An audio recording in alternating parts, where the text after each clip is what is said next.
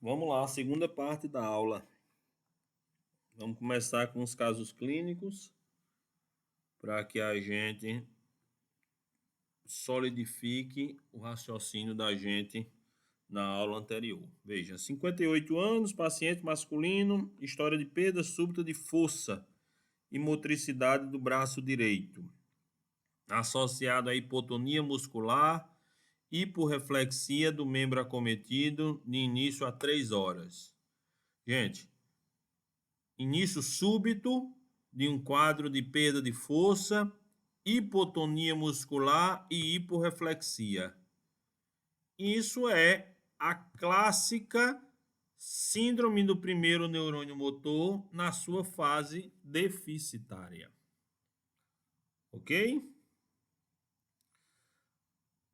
E aí, de repente, esse mesmo paciente, 5 dias depois de internamento, começa a apresentar sincinesia. O que é sincinesia? Movimentos involuntários do membro acometido quando o paciente tenta fazer movimentos voluntários do membro bom. Hiperreflexia do braço comprometido e hipertonia muscular do tipo elástica, que é a clássica do sinal do canivete, do braço que fica contraído, que tem flexão, mas que não tem extensão. Então, isso é o que? Fase de liberação da síndrome do primeiro neurônio motor. Paciente feminina, 65 anos, com história de dormência e dores musculares na perna direita. Olha aí, compressão do nervo ciático. Início lento e gradual a 2 meses. Associado a hipotrofia, que depois virou atrofia muscular, hiporreflexia e tremores. Então, essa é a clássica síndrome do segundo neurônio motor. Grupos musculares específicos relacionando-se com perda de força muscular, dormência e dores musculares. Então, essa síndrome do segundo neurônio motor. Paciente, 60 anos, história de ataxia progressiva. Então, ele fala de dismetria, o paciente não consegue metrificar os movimentos. Disdiadococinesia, o paciente não consegue fazer movimentos repetitivos, alternados. Disgrafia, o paciente tem letras grandes misturadas com letras pequenas, espaços pequenos com espaços grandes entre as letras. Disartria, dificuldade na articulação das palavras. Disbasia, a base do paciente é alargada, ele fica com as pernas separadas para manter o equilíbrio. Então, gente, esse é o paciente que tem lesão o quê? Lesão cerebelar. Certo? E aí ela se agrava com hipotonia muscular generalizada. O próximo caso. Paciente feminina, 50 anos, começa com história de uma fadiga, depois a marcha vai ficando lentificada, começa a ter marcha de pequenos passos, a mímica facial vai ficando pobre, fala vai ficando monótona, pode ser que de repente apresente tremores nessa paciente. Então, esse é o paciente que tem que tipo de doença? Síndrome extrapiramidal do tipo hipertônica hipocinética. Então, é o paciente clássico da síndrome ou do mal de Parkinson, certo? E se fosse o paciente que tivesse cefaleia, com vertigem, com visão dupla e que de repente começasse a ter rebaixamento do nível de consciência associado a bradicardia, hipertensão predominantemente sistólica e ritmo respiratório anômalo, tríade de Cushing, da hipertensão intracraniana. Certo? Para a gente chegar nesse paciente, a gente, claro, tem que ter feito todo um exame físico dele antes, né? Para a gente testar equilíbrio, para a gente testar sensibilidade, para a gente testar força muscular. E aí o exame físico neurológico é um exame que denota muito tempo e que denota também muitos artifícios, o uso de muitos materiais, como martelo, como produtos que têm cheiro forte, como o tabaco, como o café, como o diapasã, tubos de ensaio para testar sensibilidades térmicas. Então, é um exame físico que a gente vai fazer completamente poucas vezes. Esse é o exame físico feito exclusivamente lá no ambulatório da neurologia. Na vida real, a gente vai fazer exames mais específicos. O paciente chegou aqui com uma parestesia de membro superior. Vamos testar a sensibilidade, vamos testar a força naquele membro. O paciente está com história de diplopia, de cefaleia, de amaurose, vamos testar a acuidade visual desse nosso paciente. Vamos pesquisar a motricidade extrínseca e intrínseca desse olho do paciente. Então, a gente vai fazer o exame físico mais direcionado, mas a gente tem que, claro, saber que o exame neurológico completo é uma gama muito grande de exames. Então, didaticamente, a gente decidiu dividir o nosso exame pela posição adotada pelo paciente. Vejam, e a gente vai ter como base o paciente que está no ambiente hospitalar, que está lá deitado na sua caminha. Então, eu vou começar com tudo que a gente consegue fazer com o paciente deitado. No entanto, se for no ambulatório, a gente, claro, começa com o paciente sentado e vai mudando de posição. O principal de tudo isso é saber que a gente não pode estar toda hora mudando o nosso paciente. Senta aqui, se levanta um pouquinho, anda, depois senta de novo. Esse paciente ele tem que ser visto desde o momento que ele entra. Então, quando o nosso paciente entra no consultório, eu já estou vendo a marcha dele. Quando o paciente se identifica, eu já estou vendo se o paciente é orientado. Né? Eu pergunto a idade, pergunto de onde ele é, eu já estou vendo a orientação do paciente. Se as respostas dele tiverem conexo, com coerência, eu já estou vendo que o paciente está orientado. Eu já estou vendo como é que está a fala dele, se está disástrica ou não. Eu já pego na mão do paciente, me identifico com o paciente, começo a ver se ele tem força muscular. Então, tudo isso vai fazendo parte do exame neurológico. Então, o exame neurológico, ele vai sendo feito durante a anamnese. Então, com esse meu paciente deitado, o que é que eu posso fazer com ele? Primeira coisa sempre, nível de consciência. Depois a gente não precisa a sequência ser essa. Essa sequência que a gente está adotando aqui é para facilitar o raciocínio. Mas o nível de consciência você já está pesquisando no primeiro momento que você tem contato com o paciente. Então, aqui no nosso paciente, além do nível de consciência, avaliação da função cognitiva, avaliação da linguagem, provas de irritação meníngea, coordenação motora, força muscular e sensibilidade. Vejam, gente, existem divergências em relação à pesquisa do nível de consciência, certo? A gente vai adotar essa identificação aqui. O Porto adota um pouquinho de diferente na nossa identificação. A gente adota a da Sociedade Brasileira de Neurologia, ok? Então, a gente faz perguntas simples ao nosso paciente. Se o paciente responder todas as perguntas, o paciente está orientado no tempo e no espaço.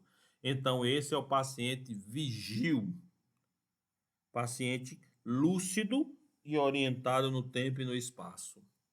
Se o paciente está lúcido, porém as respostas dele são desorganizadas, esse é o paciente confuso. Então, o paciente confuso é o paciente que está respondendo, mas ele não tem uma organização coerente na resposta. Então, ele está confuso, ele não sabe onde está, ou ele não sabe a idade que tem. Se o paciente está respondendo com hiperatividade de forma confusa, então hiperatividade motora ou sensitiva, esse é o paciente que está apresentando delírio. Aqui já entra um anexo para lembrá-los de que delírio é uma coisa, delirium é uma síndrome muito comum nas UTIs, que quase sempre em resposta a algo sistêmico que esteja acontecendo com o paciente. Então, é uma sepse que causa um delírio num paciente em agitação, é uma hipoglicemia, é uma hiperglicemia, é uma acidose que leva o paciente a ter delírio. Delírio é a avaliação do nível de consciência. O paciente está confuso e está hiperativo. O nosso paciente pode estar letárgico. Então, o paciente letárgico é aquele paciente que está sonolento. Então, o paciente sonolento é o paciente letárgico. O paciente pode estar obnubilado. É o paciente sonolento e desorientado. Porque o letárgico, ele pode estar sonolento, mas ele tem um certo grau de orientação. Você acorda o paciente, pergunta, ele sabe dizer o nome, ele sabe dizer de onde é, mas ele está com aquela sonolência. E o paciente que não responde a estímulos verbais, o paciente que está muito sonolento, às vezes responde a um estímulo verbal, mas ele não consegue verbalizar algo, esse é o paciente comatoso. Então, para eu definir se um paciente é comatoso, eu uso o que chama de escala de coma de Glasgow. E a escala de coma de Glasgow avalia 3 coisas: a abertura ocular do paciente, a melhor resposta motora do paciente e a resposta verbal. Então, a resposta ocular do paciente pontua de 1 a 4 pontos. Se o paciente está com os olhos abertos, esse é o paciente que pontua 4 pontos. Se o paciente está de olhos fechados, mas você chama ele e ele abre os olhos, é o paciente que pontua 3 pontos. Se você chama ele, ele não abre o olho, mas você vai lá dar um beliscão, um aperto, um estímulo doloroso, o paciente abre os olhos, é o paciente que pontua 2 pontos. E se mesmo ao estímulo doloroso o paciente não abriu os olhos, ele pontuou 1 ponto. Chama-se sem resposta. Depois, resposta verbal. Se o paciente está orientado, respondendo tudo que você pergunta, é o paciente que está pontuando 5 pontos. Se o paciente está respondendo mais de forma confusa, 4 pontos. Se o paciente está falando palavras inapropriadas, então o paciente está falando palavras que não existem, mas ele está formando palavras, ele está pontuando 3 pontos. Se o paciente não está verbalizando nenhuma palavra, está verbalizando apenas sons, então o paciente, então esse é o paciente que pontua 2 pontos.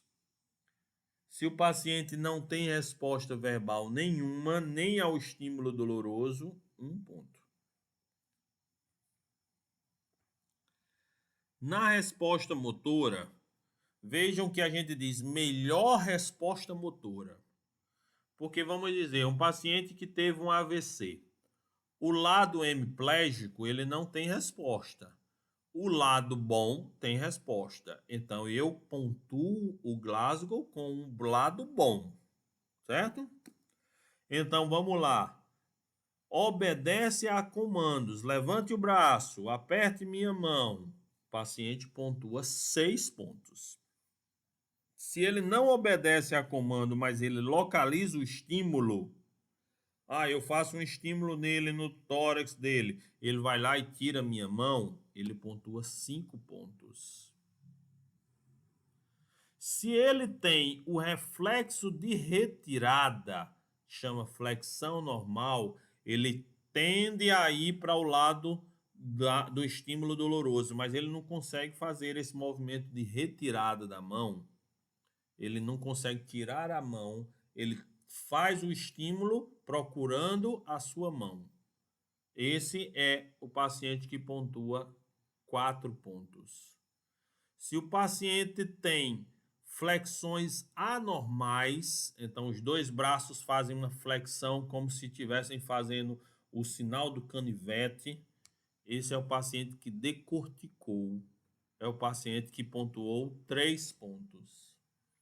Se o paciente faz hiperextensão dos braços, então quando você faz um estímulo, os braços estendem e vão lá para trás. Esse é o paciente que pontuou 2. E se o paciente não tem resposta motora nenhuma, é o paciente que pontuou 1. A soma de todos esses pontos dá o Glasgow. O melhor Glasgow é 15. São 4 da abertura ocular, 5 da resposta verbal e 6 da resposta motora. O pior Glasgow é 3. É um de cada. Na nova avaliação de Glasgow, quando um paciente pontua 3, ainda você vai fazer a avaliação da resposta pupilar do paciente. Então, na resposta pupilar, eu faço um feixe luminoso direto no olho do paciente. O que é que se espera que aconteça com esse olho? Ele se contraia.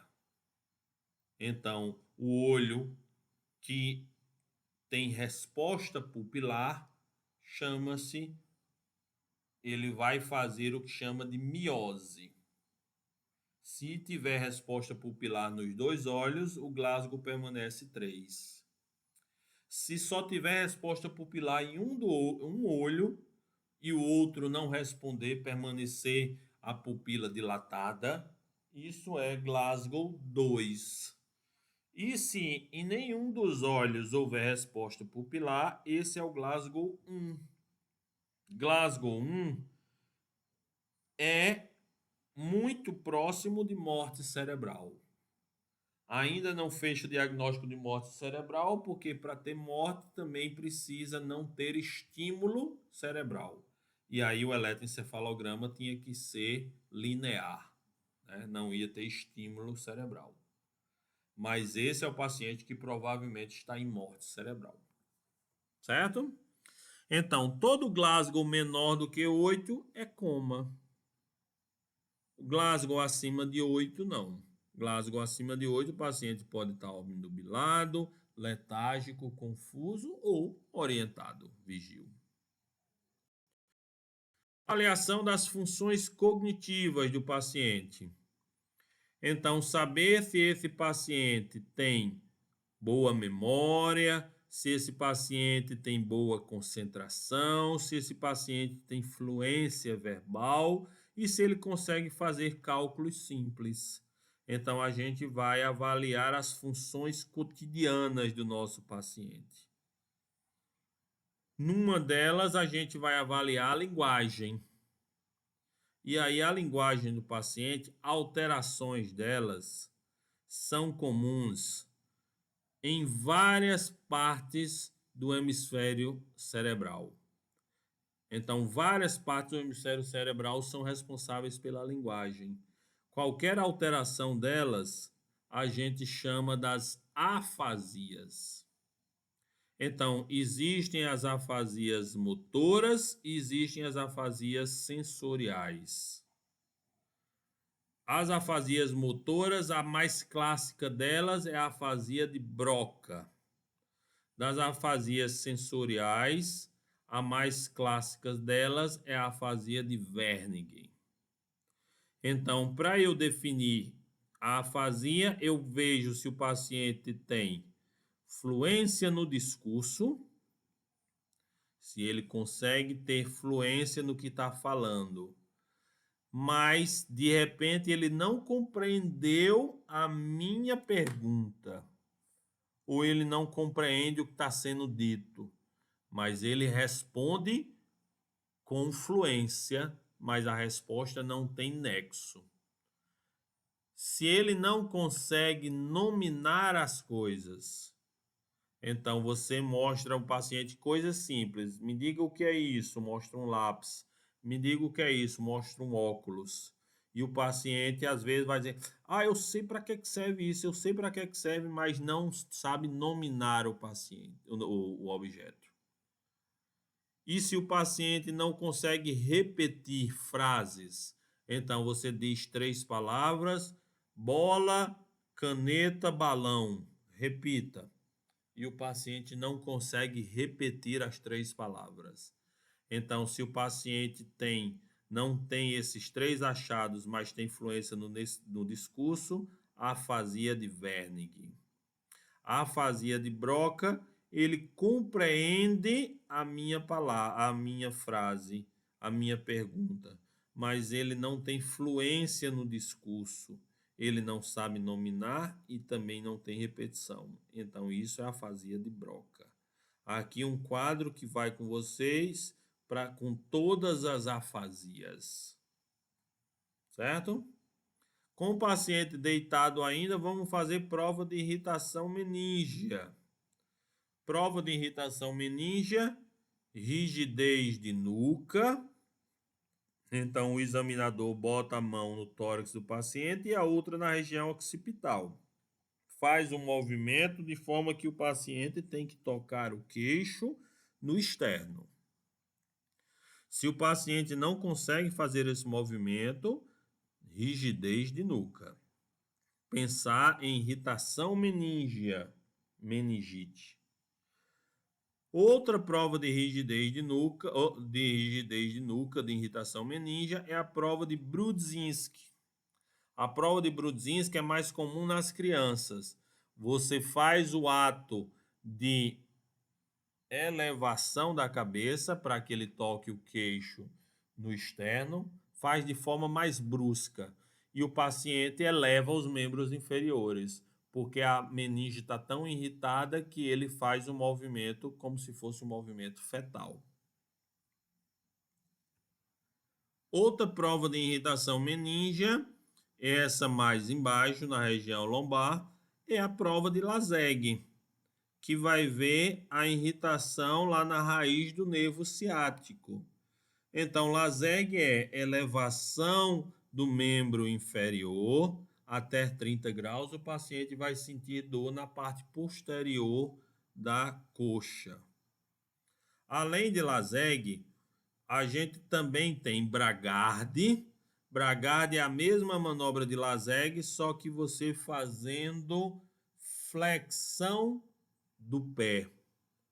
Então, você faz flexão do pé porque você sensibiliza o ciático, você aumenta a contração da musculatura e isso causa mais dor. Além de Bragarde e Lazegue, a gente tem Kernig. Então, Kernig deixa a perna do paciente em 90 graus com o abdômen, a coxa, e a perna 90 graus com a coxa. E aí você faz o movimento só da perna. E isso também causa dor na parte posterior da coxa do paciente. Depois, vamos lá ver a motricidade voluntária do nosso paciente. Os atos motores do paciente. Então, a motricidade ela é voluntária e existem atos motores involuntários. Então, os atos motores voluntários você vai pesquisar através de estímulos verbais do paciente. Aperte minha mão, abra sua mão, dobre a perna, estenda a perna, dobre o braço. Então, são atos motores voluntários para que o paciente responda através desses movimentos, certo? A coordenação motora, que a gente viu que, se houver alteração, são síndromes cerebelares, a gente faz os testes da dismetria, que é o teste dedo-nariz. Então, eu peço para o paciente tocar o nariz com o dedo, o indicador. Ele primeiro faz de olho aberto. Se ele conseguir fazer, ele depois faz com os olhos fechados. Nas síndromes cerebelares, o paciente já com o olho aberto não consegue. É interessante que o paciente vem com a mão está quase que indo em direção à cabeça ou indo em direção ao tórax. Aí o paciente, por estar vendo, aí ele termina o movimento puxando o dedo para o nariz. Então, por isso que a gente primeiro faz com os olhos abertos e aí depois você faz com os olhos fechados. Além do indicador nariz, existe também o calcanhar-joelho. Você pede para o paciente tocar o calcanhar lá no tornozelo e subir o calcanhar até o joelho. Ele também, se tiver dificuldade de fazer esse movimento, dismetria. Depois da dismetria, a diadococinesia. Então, movimentos repetitivos, rápidos, abrir e fechar a mão, fazer inversão da mão, tocando na coxa, ora com o dorso, ora com a palma da mão. Movimentos rápidos. O paciente não consegue fazê-los. Se ele conseguir fazer, eudiadococinesia. Se ele tiver dificuldade para fazer, disdiadococinesia. E se ele for incapaz de fazer, adiadococinesia.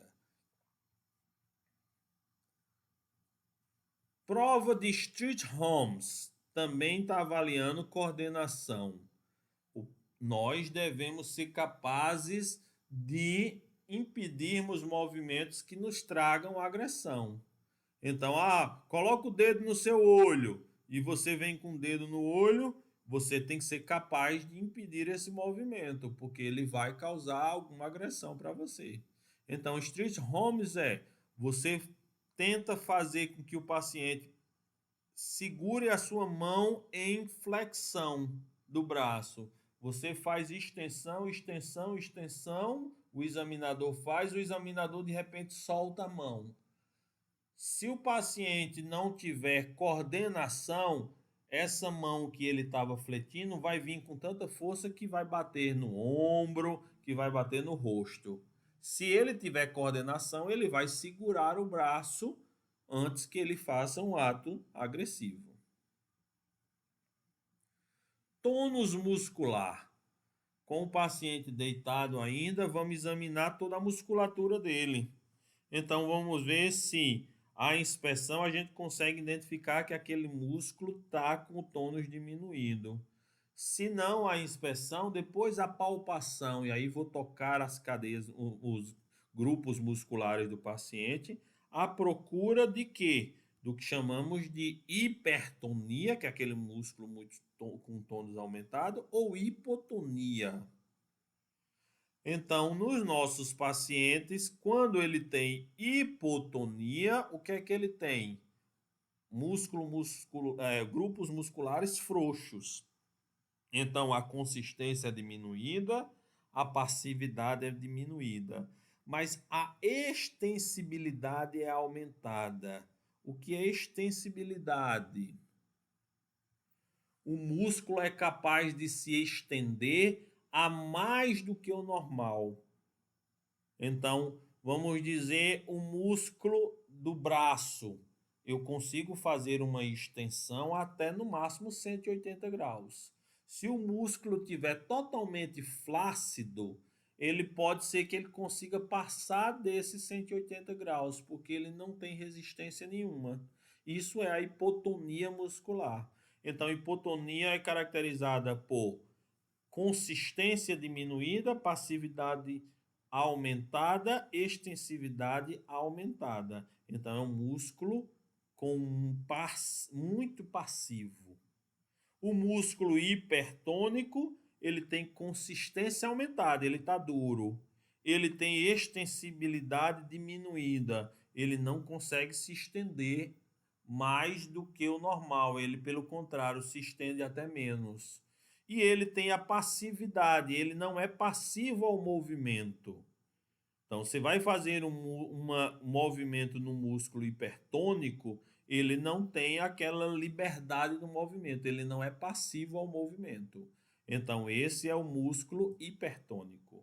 Consistência aumentada, extensibilidade diminuída, passividade diminuída.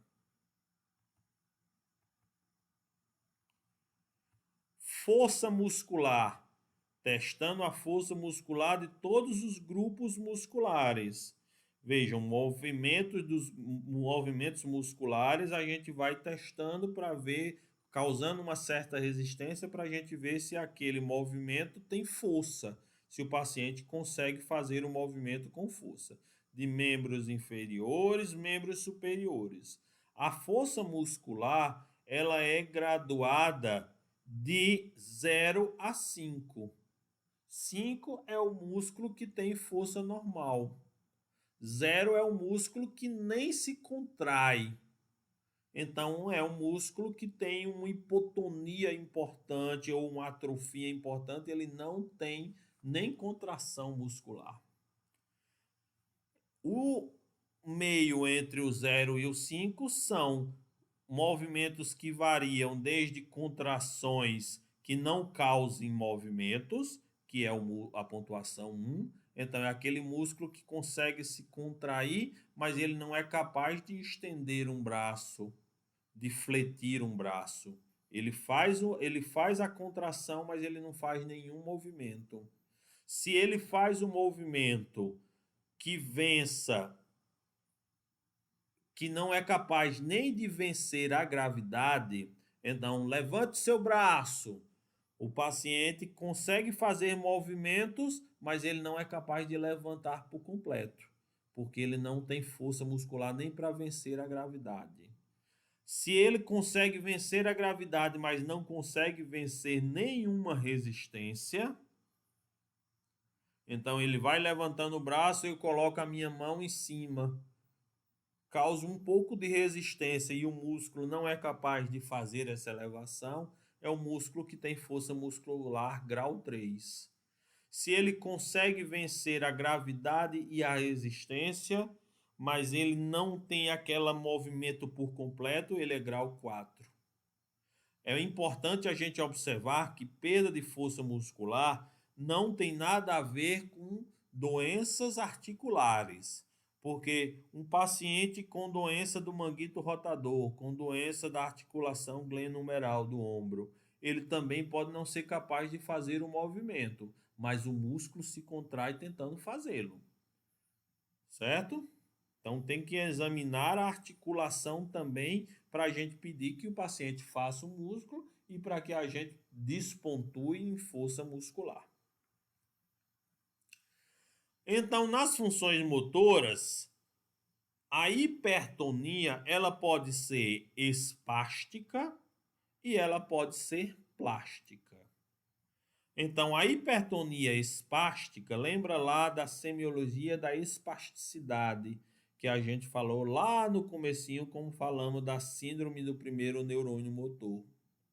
Então, na hipertonia espástica, que é típico da síndrome do primeiro neurônio motor, o paciente tem o sinal do canivete, que está aqui representado por essa figurinha. Então, o que é o sinal do canivete?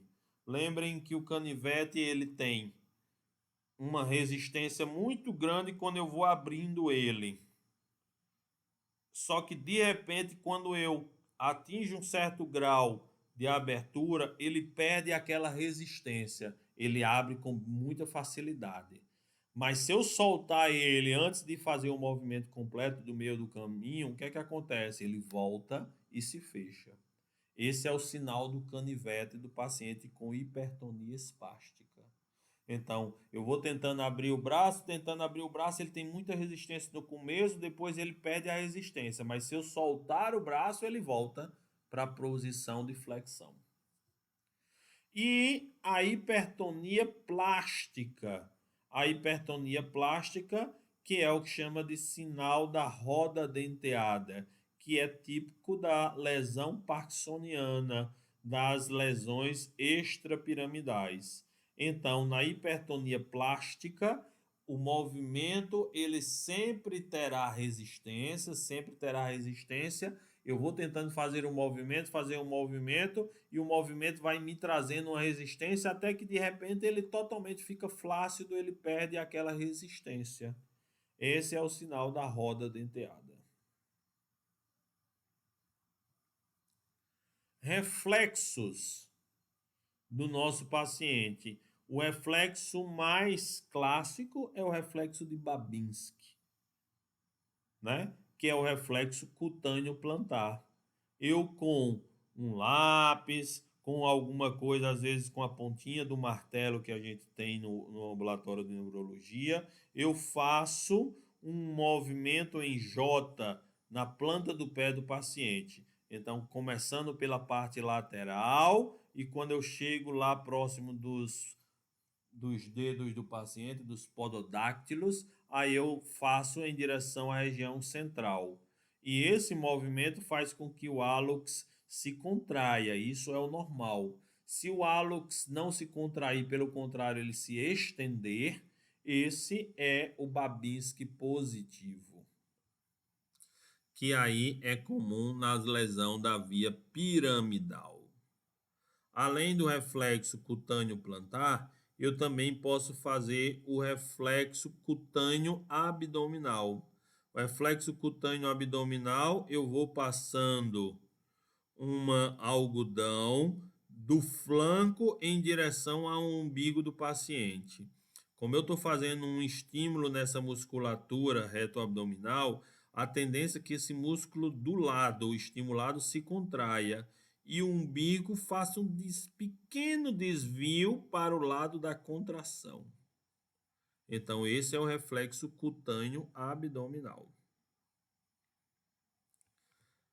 Depois, pesquisar sensibilidade no nosso paciente.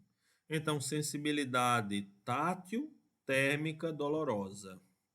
Sensibilidade tátil, tocar com um algodão em várias partes do paciente para ver se ele sente. Se ele sentir, ok, já tem sensibilidade tátil, eu não preciso fazer dolorosa, gente. Porque se o meu paciente sentiu eu tocando um algodão, claro que ele vai sentir eu tocando uma agulha. Já a sensibilidade térmica, não. A sensibilidade térmica, com um tubo de ensaio com água quente e com água gelada, eu toco também no paciente, para ver se ele sente a diferença entre o calor e o frio. Certo? Essas sensibilidades superficiais e as sensibilidades profundas. Então, sensibilidade profunda tem a palestesia, que é a sensibilidade vibratória. Então, eu coloco o diapasão para vibrar e toco em estruturas ósseas do paciente. E se o paciente estiver sentindo vibrar, então esse é o normal. Se ele tiver ausência de sensibilidade vibratória, a gente tem que pesquisar a causa dessa ausência. E sensibilidade à pressão. Eu faço pequenas pressões em leitos ugueais, em falanges distais, para ver se o meu paciente tem sensibilidade à pressão, que é a barestesia. Ainda pesquisando num paciente deitado, eu tenho a estereognosia. E o que é estereognosia? Eu entregar num paciente de olhos fechados objetos de fácil percepção pelo tato. Então, eu entregar ao paciente um lápis, eu entregar ao paciente um óculos, eu entregar ao paciente um celular, a gente de olho fechado sabe identificar que aquilo é um lápis. Então, se o paciente conseguir fazer, normal, estereognosia é normal. Se o paciente tiver dificuldade de fazer, hipoestesia.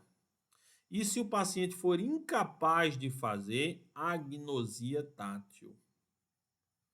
Se o paciente tiver estímulos excitatórios muito aguçados, sei lá, eu toco alguma coisa na mão, ele tira como uma defesa e ele não consegue nem pegar a coisa porque ele fica puxando a mão, sempre com defesa, isso é a hiperestesia. Manobras deficitárias para avaliar também força e coordenação muscular. Então, a gente tem a manobra de Migazzini e a manobra de Barré. São manobras similares, só muda o decúbito. Um é em decúbito dorsal, a outra em decúbito ventral. Mas eu peço para o paciente fazer 90 graus de coxa, abdômen, 90 graus de perna, coxa. Peço para o meu paciente ficar segurando a perna dele ali por um pequeno período de tempo, para ver se ele tem força muscular.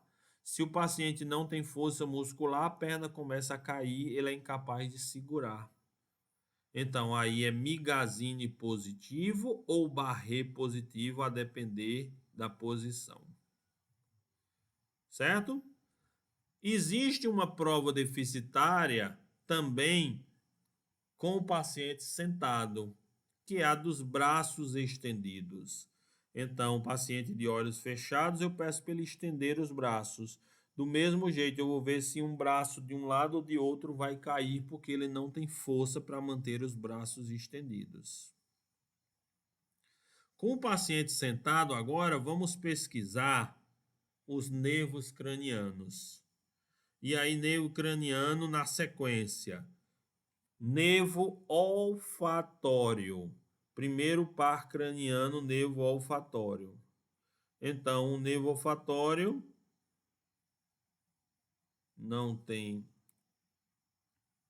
esse L. Nervo olfatório, eu vou pesquisar levando o paciente a cheirar coisas para ver se ele consegue identificar o cheiro.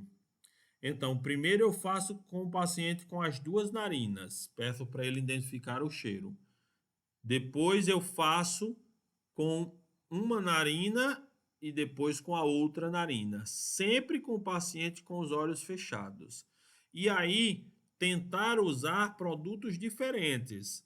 No primeiro momento, café, ou canela, ou fumo, então substâncias que têm cheiro forte. Porque se eu usar a mesma substância, pelo próprio ato reflexo, o paciente vai dizer o mesmo nome. Certo?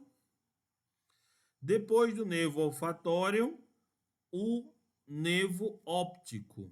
Então, o nervo óptico é o nervo responsável por acuidade visual e campo visual. Para eu avaliar o nervo óptico, eu vou pedir para o paciente com os olhos fixos em um objeto, identificar que objeto é aquele. Primeira coisa, ver a acuidade visual. Se tiver abolição da acuidade visual, amaurose, cegueira.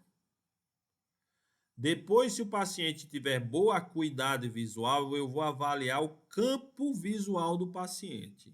Então, o campo visual não é motricidade.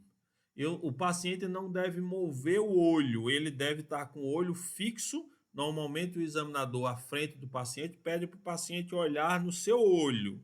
E aí você começa a mostrar coisas na periferia do campo visual do paciente. Mostrar dedos. E quantos dedos eu estou mostrando? Para ver se o paciente consegue identificar os dedos nos 4 quadrantes, né? Você mostra nos quadrantes superiores e nos quadrantes inferiores. Ok? Depois eu vou ver a motricidade dos olhos. E aí a motricidade dos olhos eu estou examinando 3 pares cranianos, o terceiro, o quarto e o sexto. Óculomotor, troclear e abducente. Então, para examinar os 3 pares cranianos, a primeira coisa, motricidade extrínseca. Com a cabeça imóvel, eu peço para o paciente acompanhar o meu dedo, agora movendo o olho. E aí eu vou para os 4 quadrantes para eu ver se ele é capaz de mover os olhos nos 4 quadrantes. Certo? Depois, a motricidade intrínseca, que aí é a resposta pupilar ao feixe luminoso. E aí a resposta pupilar pode ser desde midríase, miose ou isocoria. Se tiver dilatação da pupila, midríase. Se tiver contração da pupila, miose. Se tiver resposta só de um lado, se tiver alteração de um lado para o outro, a gente chama anisocoria. Ok? Lembrem lá da resposta pupilar no Glasgow.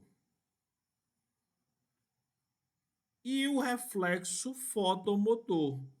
Então, reflexo fotomotor, que é aquilo que a gente chama de miose, quando eu faço um estímulo luminoso no olho. Só que o reflexo fotomotor, ele é direto, mas ele também é consensual. O outro olho também se contrai, não só o que está recebendo o estímulo, porque os olhos fazem o mesmo movimento de dilatação e contração simultaneamente. Então, se tiver a mesma a resposta correta, tem resposta motora, fotomotora direta e consensual. Quinto par craniano, nervo trigêmeo. É um nervo que tem 3 raízes sensitivas, por isso que é trigêmeo, mas ele também tem uma raiz motora. Para eu testar a raiz motora do nervo, que está aqui representado em verde, eu peço para que ele faça movimentos na mandíbula. Eu peço então para que ele abra a boca, para que ele lateralize a mandíbula. Depois eu faço a pesquisa das raízes sensitivas. Então, peço para o paciente fechar os olhos e com o chumaço de algodão eu vou tocando na região frontal, na região malar e na região mandibular, pesquisando as raízes sensitivas. O nervo trigêmeo é muito comum a doença chamada nevralgia do trigêmeo. A dor de dente clássica é uma nevralgia do trigêmeo. Então, quem já teve dor de dente sabe que é uma dor de muita intensidade. Mas quem tem nevralgia do trigêmeo crônica, esse paciente é o paciente que tem que ficar tomando medicamentos, provavelmente para o resto da vida. Além de pesquisar as raízes sensitivas, ver se o paciente está sentindo ou tocando na pele. Eu também faço o reflexo córneo-palpebral. Para fazer o reflexo córneo-palpebral, o paciente com o olho aberto, eu peço para o paciente olhar para o lado contralateral ao estímulo que eu vou fazer. E aí eu venho com um chumaçozinho de algodão e toco no olho do paciente. O que é que ele deve fazer? Ele tem que fazer o movimento de piscar. Por quê? Porque é a defesa do organismo. Se ele tiver isso, reflexo córneo-palpebral normal. O sétimo par craniano é o nervo facial.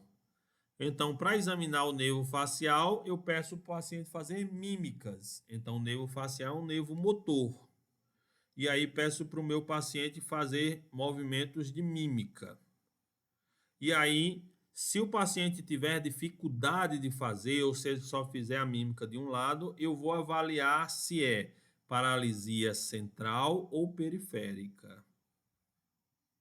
Se a paralisia for central, lembrem que Diante de um paciente que tem paralisia facial, quando eu peço para o paciente sorrir, a boca dele vai ser desviada para o lado bom. Por quê?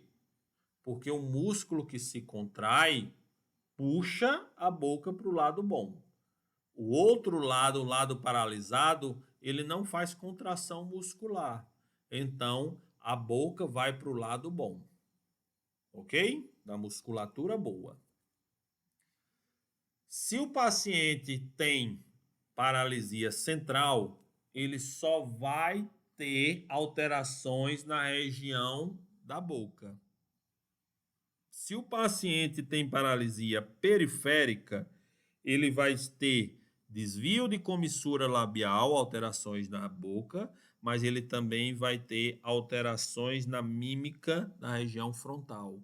Então, pede para frangir a testa e o paciente só vai frangir a testa de um lado. Então, se o paciente frangiu a testa dos dois lados, mas a boca está desviada, paralisia facial central. Se o paciente frangiu a testa e tem dificuldade de um lado, do mesmo lado também tem desvio da boca, então paralisia periférica. Certo?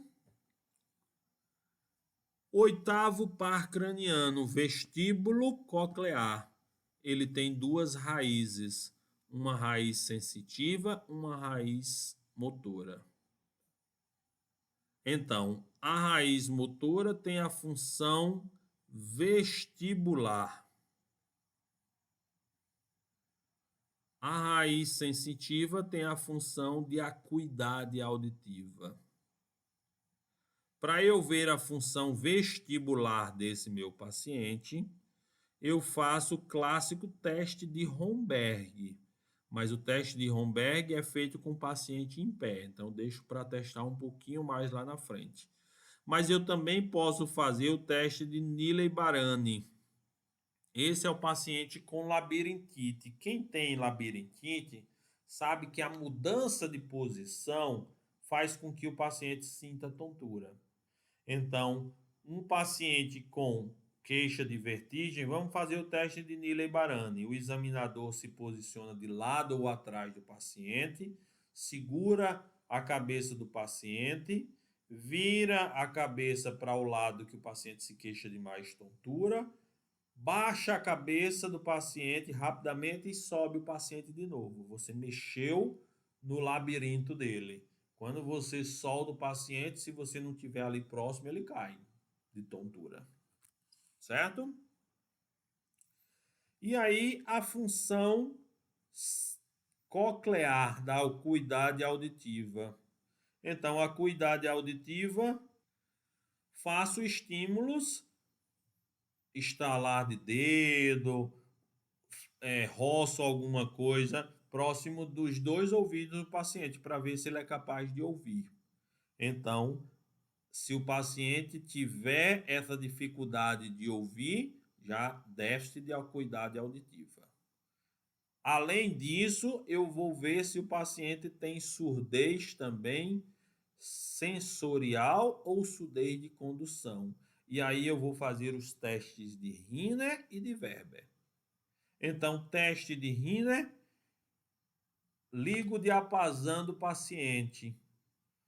E aí aproximo o diapasão do ouvido do paciente. Toco o diapasão na estrutura óssea maleolar por trás do ouvido. O paciente está sentindo a vibração. Até o momento que ele perde a capacidade de sentir a vibração, mas ele ainda tem a percepção auditiva do diapasão vibrando. Já o teste de Weber é: ligo o diapasão, coloco o diapasão ou na região frontal ou em cima na região parietal do paciente, desde que ele esteja equidistante dos dois pavilhões auditivos. E isso tem que fazer com que o paciente sinta ou escute a vibração do diapasão nos dois ouvidos. Ele não pode escutar mais de um ou do outro.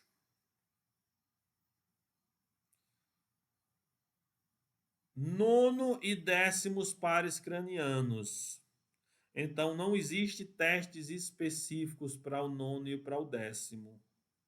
Mas a gente percebe as lesões quando o paciente tem disfonia, então ele tem lesão do décimo par craniano.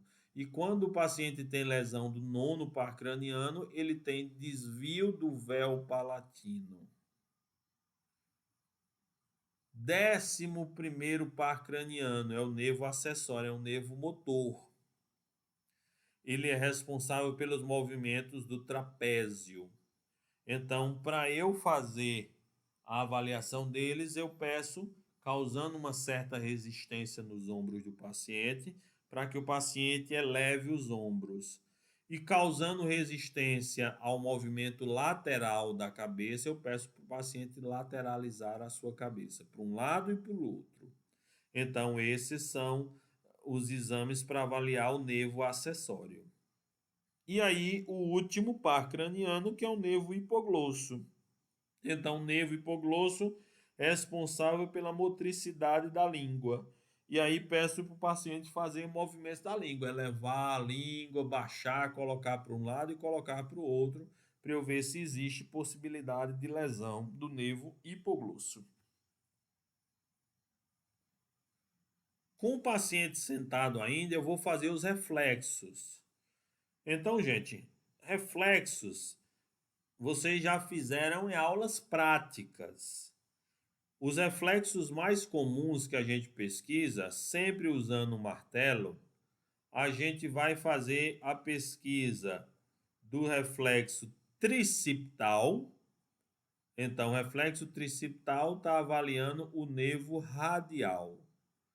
O examinador segura o braço do paciente e faz um estímulo com o martelo na região por onde deve passar o nervo radial. E aí, qual é o estímulo que esse paciente vai ter? O paciente vai ter o estímulo de fazer o movimento de extensão do braço. Outro reflexo que a gente pesquisa é o reflexo patelar. Então, o reflexo patelar, lembrar que sempre com as pernas pêndulas, não tocando no chão, eu faço o reflexo patelar comprimindo embaixo da patela com o martelo. De novo, movimento de extensão da perna. Uma coisa importante nos reflexos é o seguinte: a gente tem que entender que isso é para ser um ato involuntário. Quando você vai fazer um reflexo, o paciente já sabe o que é que espera-se do exame. Então, às vezes, ele faz um ato voluntário, ele faz o movimento de forma voluntária. E para evitar esse tipo de coisa, é, os neurologistas sugerem que você faça essa pesquisa fazendo com que o paciente tente outra resposta, vamos dizer. Isso chama-se manobra de Jedrazinski. Você, por exemplo, pede para o paciente apertar bem forte uma mão na outra, para você estar dizendo ao paciente que está testando a força dele. E ele vai fazendo esse movimento de força, e aí de repente você vai lá e faz a pesquisa do reflexo, porque ele não está prestando atenção no movimento que está fazendo. Se ele prestar atenção, pode ser que ele faça um ato voluntário. Certo? E aí, com o paciente em pé, eu faço 2 exames só que me restaram, que é o teste de Romberg, que vai avaliar a função vestibular do nervo vestíbulo coclear. Paciente em pé, peço para ele juntar as pernas e para ele fechar os olhos para ver se o paciente mantém o equilíbrio. Se eu quiser sensibilizar o Romberg, eu ainda peço para ele andar colocando sempre um pé na frente do outro, para ver se esse paciente desequilibra ou não. Isso eu estou avaliando o quê? Eu estou avaliando ataxias. Se o paciente tem ataxia cerebelar ou ataxia vestibular. Então, na ataxia cerebelar, o que é que o paciente tem? Disbasia. Ele aumenta a base, ele alarga as pernas, mas o Romberg nele é negativo. Na ataxia vestibular, ele não faz disbasia, mas ele tem Romberg positivo. Certo? Então, essas são as diferenças entre a ataxia vestibular ou a ataxia cerebelar. E a marcha dos pacientes, por último, para a gente pesquisar a marcha deles. Vamos ver se o vídeo vai passar aqui.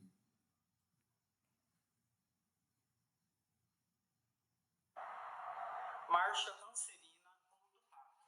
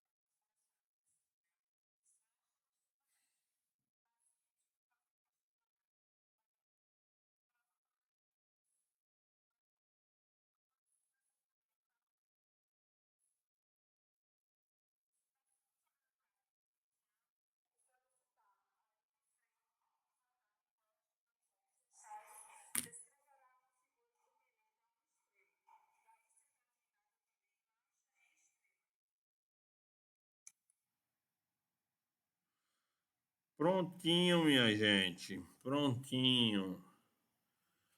Espero que tenham conseguido entender.